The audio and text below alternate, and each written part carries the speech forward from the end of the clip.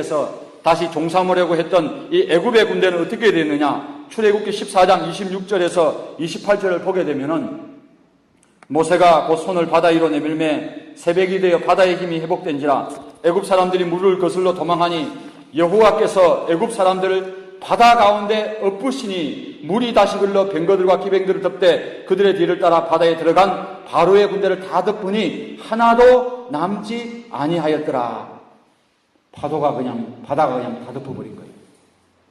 하나도 남지 아니하였다는 이 말씀은 홍해 바다에 들어간 바로의 군대는 다 어떻게 됐다? 죽었다는 거예요. 그러므로 이스라엘 자손들도 실제로는 죽지 않고 살았지만 마치 뭐 한 바 되었어요? 장사 지낸 바 되은 거예요. 할렐루야. 그러므로 하나님을 따라서 새 생명 가운데 사는 자녀들은 죽어야 사는 거예요. 죽어야 사는 거예요. 죄의 종로로 타지 아니하고 사망을 싹수로 받지 아니하고 그리스도에게 종로로 타여 영생을 선물로 받으려고 하는 자들은 죽어야 사는 자들입니다. 여러분, 이스라엘 백성들이 바닷속을 육지같이 건널 때, 이 사실, 그 바다는 뭐예요?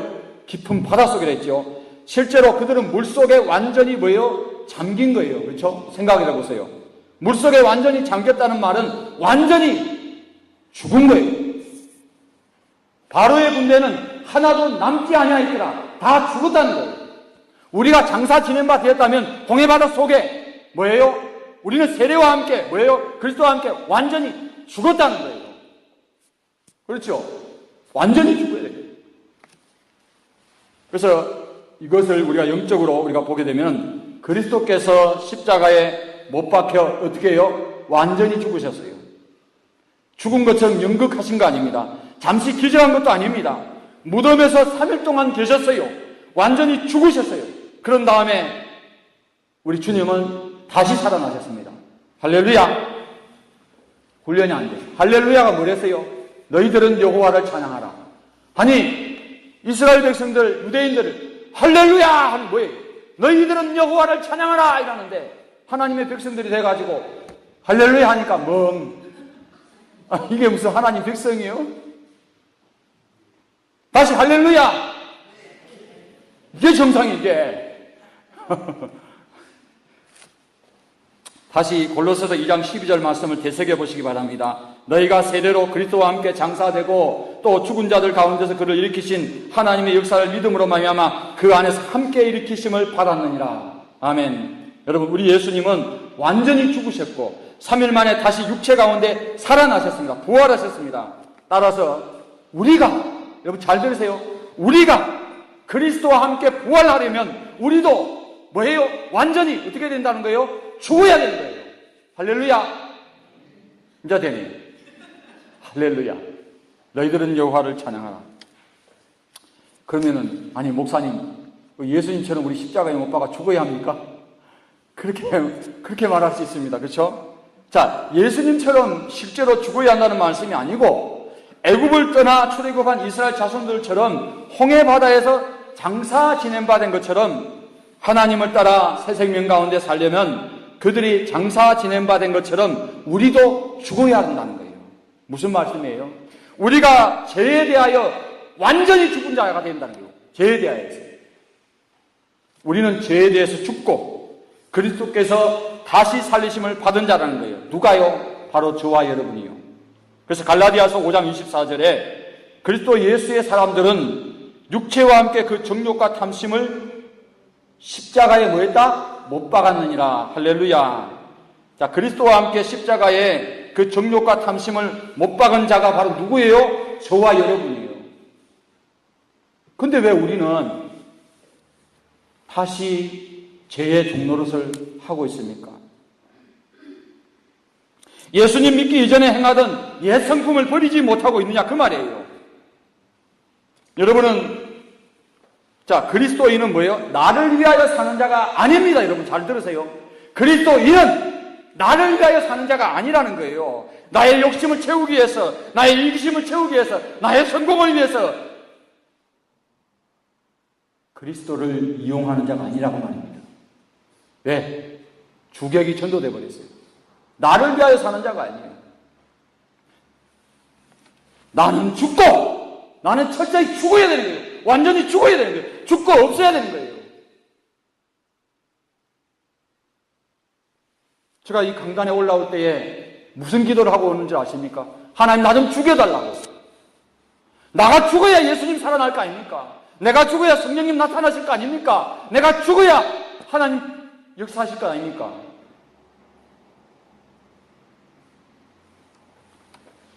여러분, 우리는 이미 홍해 바다 속에서 죽은 자예요.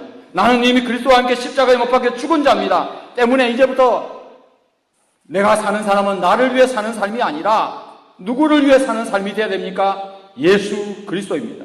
내 안에 내 옛 성품이 옛 사람이 사는 것이 아니라 누가 살아야 돼요? 예수 그리스도입니다.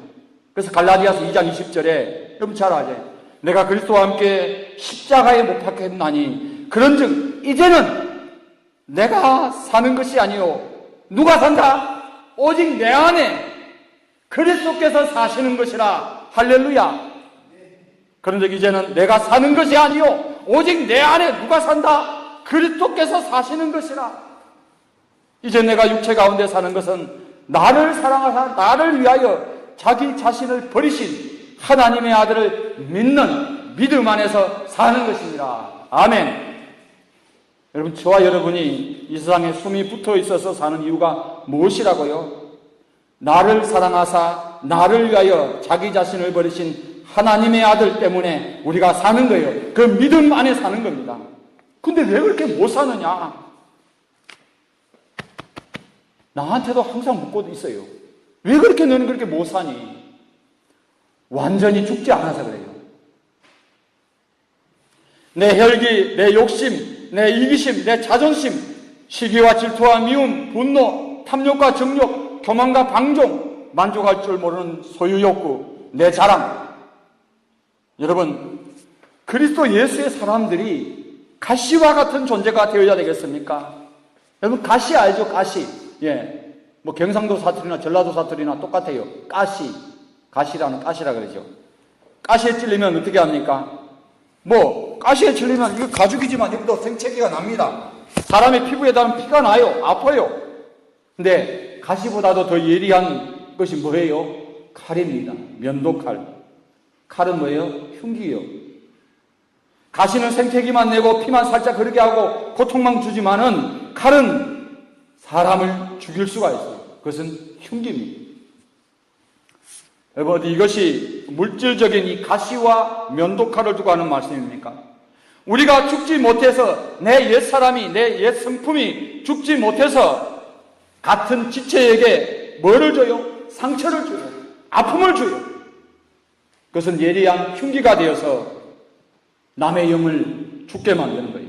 나 때문에 교회를 떠납니다. 나 때문에 예수님을 떠납니다. 나 때문에 예수 못 믿겠다고 불신자가 말합니다.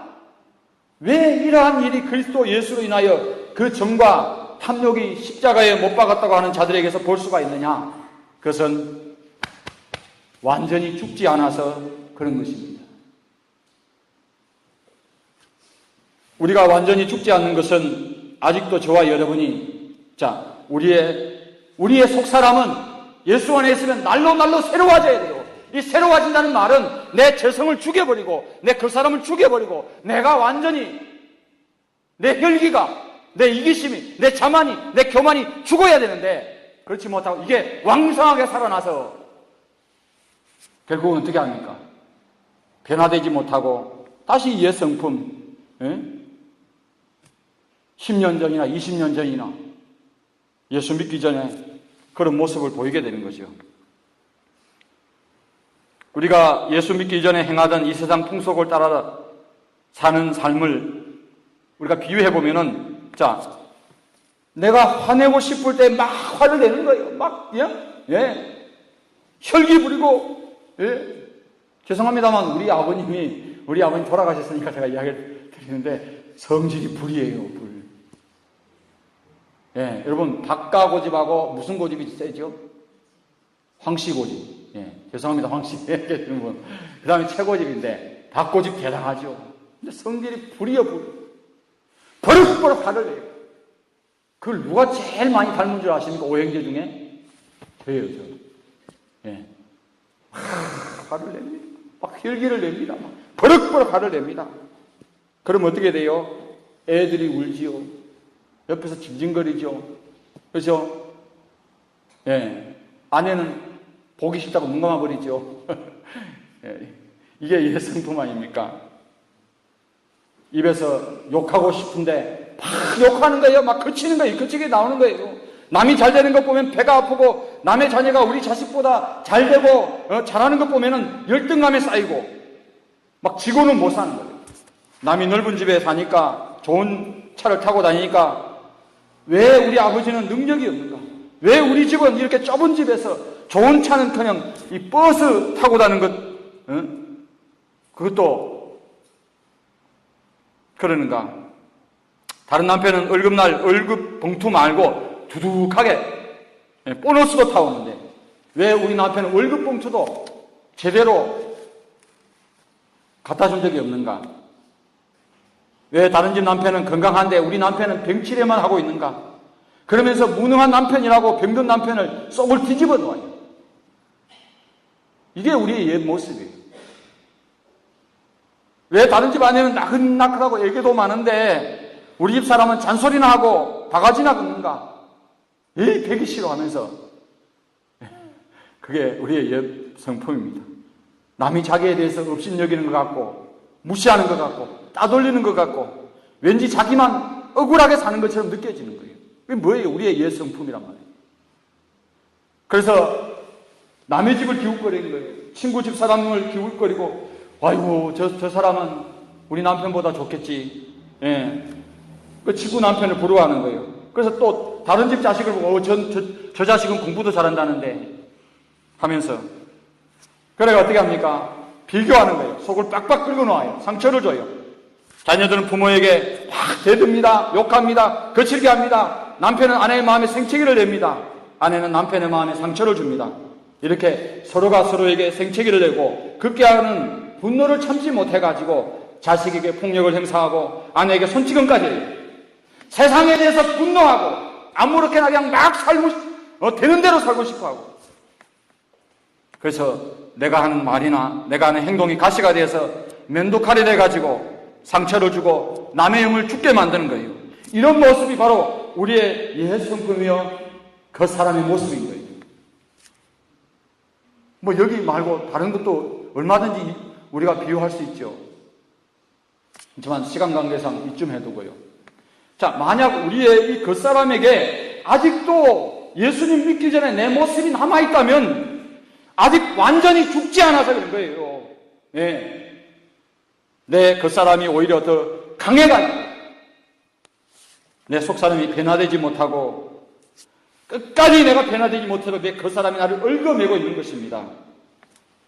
여러분 고린도후서 5장 17절에 뭐라고 되어 있어요? 그런즉 누구든지 그리스도 안에 있으면 새로운 뭐예요? 피조물이라 했어요.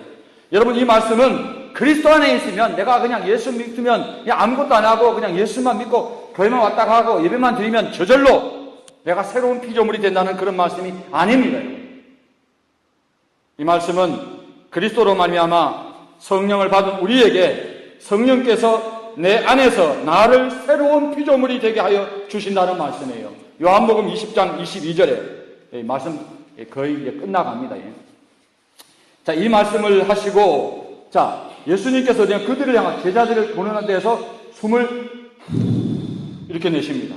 그러면서 뭐라고 하시냐면 성령을 받으라. 숨을 내쉬면서 성령을 받으라. 그럽니다. 여러분 이 말씀은 자 이것은 예수님 입에서 그냥 신비스럽게 성령이 나가는 그런 말씀 아닙니다, 여러분. 예. 이것은 성령의 새롭게 하심, 나를 빚어서 새롭게 하시는 것, 재창조 사역에 대한 상징적인 것을 뜻하는 거예요. 왜냐하면 자 여기에 숨을 내쉬라 이게 이 단어가 무슨 단어냐면 헬라어로 엠피사오라는 단어입니다. 자 이것은 신구약 성경에 딱 10번 사용해요. 10번. 얼마나 희귀합니까? 그렇죠? 자 그런데 왜 이 말씀이 성령의 재창조 사역을 뜻하냐면 그것은 창세기 2장 7절에 하나님께서 인간을 창조하실 때에 뭐예요? 여호와 하나님이 흙으로 사람을 지으시고 생기를 그 코에 뭐예요? 생기를 그 코에 불어넣으셨다는 거예요. 이게 엠피사오가 되는 거예요. 엠피사오. 그 사용된 동사가 바로 엠피사오입니다. 자, 그러므로 마치 하나님께서 인간을 흙으로 빚어서 그 코에 생기를 불어넣어가지고 인간 창조사에게서 사람에게 생명을 부여하신 것처럼, 창조하신 것처럼 성령께서 우리에게 생기를 불어넣어 주셔서 우리를 어떻게 하신다? 빚어주신다. 새롭게 하여 주신다는 거예요. 그래서 갈라디아서 5장 17절에 나와 있잖아요. 육체의 소욕은 성령을 거스르고 성령은 육체를 거스르나니, 우리의 그 사람은 제가 방금 전에 비유한 그 옛 성품이 막 살아나가지고 헬기 부리고 싶고 욕하고 싶고 저주하고 싶고 비난하고 싶고 판단하고 싶고 정죄하고 싶어도 성령께서 어떻게 하는 거예요? 성령께서 눌러버리는 거예요. 근데 성령이 우리가 가만히 있는데 성령이 역사합니까? 성령을 의지해야죠.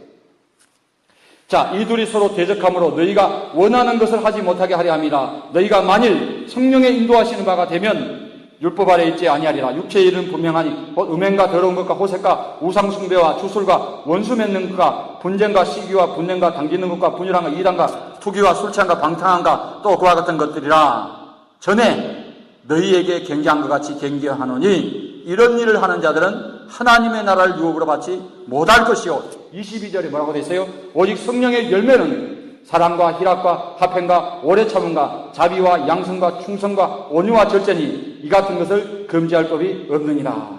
아멘. 그러면서 말입니다. 갈라디아서 5장 24절에 25절에 뭐라고 말하냐면 그리스도 예수의 사람들은 육체와 함께 그 정욕과 탐심을 십자가에 못 박았다는 거예요. 이 말씀 속에서 무엇을 할 수 있어요? 우리를 완전히 죽여버릴 수 있는 분이 누구예요? 내 옛사람을 완전히 죽여버릴 수 있는 분이 누구예요? 바로 성령이시여. 성령. 우리가 25절에 만일 우리가 성령으로 살면 또한 성령으로 행할지니라. 할렐루야. 예, 저하고 같이 사는 사람한테 물어보세요. 많이 변화되진 않았지만 그래도 옛날보다는 좀 나아졌습니다. 옛날에는 대낮에나 막 화내고 막 성질 냈어요. 예, 혈기 부리고. 근데 성령을 의지하고 날마다 성령께 기도하고 하나님 나 좀 죽여주십시오. 나 좀 달라지게 해주십시오. 성령을 의지하니까 그냥 한 번만에 짱 하고 나타나는 게 아니고 예, 하나님이 그런 환경으로 몰아가요. 하나님이 그런 환경을 만들어 놔요. 불섭에도 집어넣습니다. 용광로에도 집어넣습니다. 가시덤불에도 집어넣어요. 그래 하나님이 어떻게 합니까? 하나님이 찌르는 가시를 다 잘라내버리는 거예요. 면도칼이 날이 못 서게 만드는 거예요. 그게 누가 하시는 거예요? 성령 하나님이 하시는 거예요. 할렐루야. 그러므로 성령을 의지하시기 바랍니다. 이 세상 지식이나 경험이, 훈련이, 연습이 그냥 한다고 되는 게 내 옛 성품이 죽어지는 게 아닙니다. 내 그 사람을 완전히 죽이지 못합니다. 오직 성령께서 내 육신의 행위를 죽이고 내 옛 성품을 죽이는 거예요. 그럴 때 내가 홍해바다 속에 완전히 죽는 줄 믿으시기 바랍니다. 십자가에 완전히 주님과 함께 장사되는 줄 믿으시기 바랍니다. 기도드립니다. 살아계신 아버지 하나님 감사합니다.